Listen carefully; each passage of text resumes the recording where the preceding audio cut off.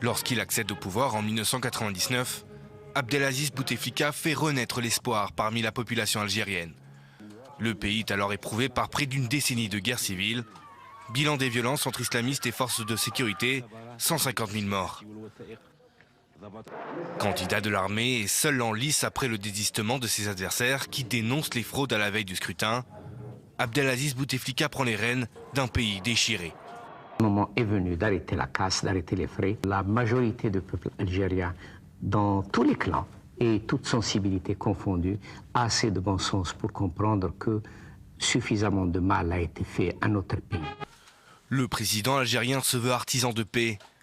Réélu en 2004, il poursuit son entreprise de pacification en offrant le pardon aux islamistes encore dans le maquis. Un choix politique que dénoncent ses opposants. Cette image d'homme garant de la stabilité, il la cultive auprès de ses homologues étrangers. Pour rester parmi les puissants, Abdelaziz Bouteflika modifie la Constitution, ce qui lui permet de briguer un troisième mandat. Il rencontre peu de résistance, dans un pays toujours tétanisé par le souvenir de ces années de plomb. Réélu, ses opposants dénoncent la confiscation du pouvoir par le chef de l'État, malgré une santé déjà défaillante. Victime d'un AVC en 2013, le président est réélu pour un 4e mandat l'année suivante, mais ses apparitions publiques sont de plus en plus rares. Dans un pays miné par la corruption et le chômage, beaucoup le disent inapte à gouverner.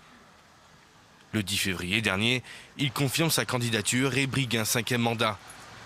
La goutte de trop pour les manifestants algériens qui descendent alors dans les rues. Une vague de contestation inédite depuis une vingtaine d'années qui aura fini par payer.